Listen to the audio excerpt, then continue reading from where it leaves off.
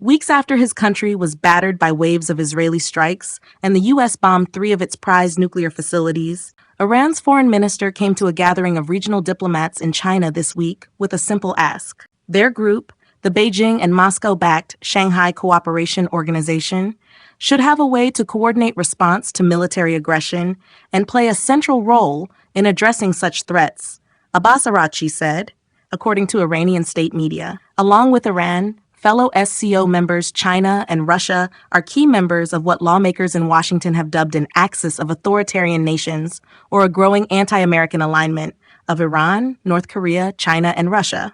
But Iran's proposal didn't seem to get the direct endorsement of the group, a regional security body whose 10 members include close partners China and Russia, but also rivals India and Pakistan. And contained in Araghchi's message was a public hint of Iran's disappointment that in its time of need last month, when Israeli and U.S. forces struck at will at top military and technological targets, its powerful friends in Beijing and Moscow appeared to sit on the sidelines. Even still, in a meeting with Chinese Foreign Minister Wang Yi in China's Tianjin on Wednesday, Araghchi thanked China for its valuable support to Iran, according to a Chinese readout.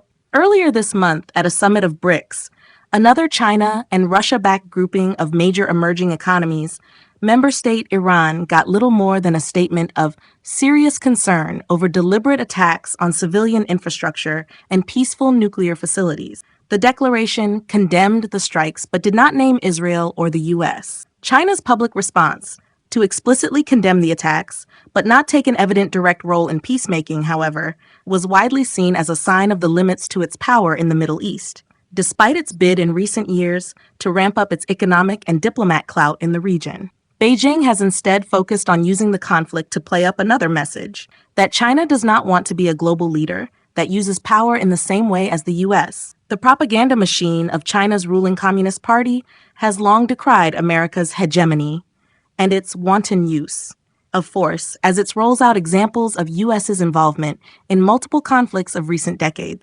Frictions with Washington over trade and tech make selling that messaging more important for Beijing, as it needs friends now more than ever. And it sees U.S. President Donald Trump's brash, America First foreign policy as creating an opening there. Over the past decade, Chinese aggression to enforce its disputed claims in the South China Sea, its military intimidation of Taiwan, and the growing reach of its expanded Navy, whose aircraft carrier strike groups recently conducted drills further from home shores and in greater strength than ever before, have raised alarm among its neighbors and fueled Washington's urgent warnings to its allies against dealing too closely with China.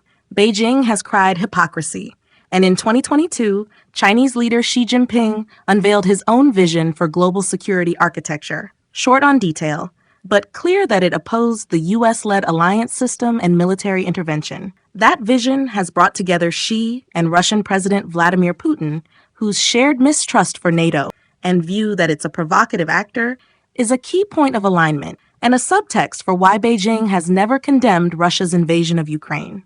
Experts say China's apparent lack of a role even in mediating the conflict between Israel and Iran, a country with which Beijing has deep historic and economic ties, shows the limits of its influence in the region. But they also say Beijing has little interest in wading into the region's security as a power player. In terms of providing mediation, China has offered and is more than willing, but it has little capacity to project military power in the Middle East, and even less political will to be openly and directly involved, said William Figueroa, an expert of China-Iran relations and an assistant professor at the University of Groningen in the Netherlands.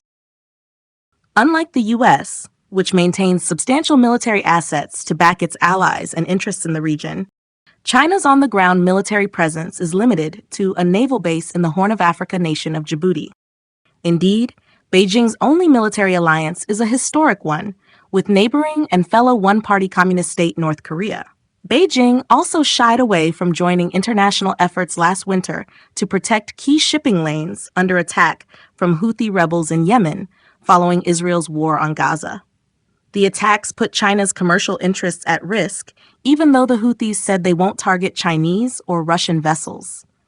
And when it comes to efforts to push for a ceasefire between Israel and Hamas in Gaza, China has again been on the sidelines. Despite positioning itself as leading international voice, calling for a ceasefire and criticizing Israel's war. Some experts have argued that if China had more global military might, then it may throw around that weight more outside its own region. But in the Israel-Iran conflict, Beijing's focus was instead on presenting its support for international law as a superior alternative to what it portrays as the West's militaristic, unlawful interventions. According to Tong Zhao, a senior fellow at the Carnegie Endowment for International Peace. While this narrative has limited traction among Middle Eastern states, it plays well in the global South, where it serves to burnish China's image and reinforce its strategic competition with Washington at the global level. Zhao added, even if Beijing's reaction was not surprising to Tehran, going to China and acting like everything's great may have been a bitter pill to swallow for Araghchi and Iran's defense minister Aziz Nasirzadeh, as both traveled to China in recent weeks, according to Jonathan Fulton, a senior fellow for the Atlantic Council's Middle East programs. Beijing and Tehran have no mutual defense treaty, and the relationship has largely been an economic one. China takes more than 90% of Iran's oil trade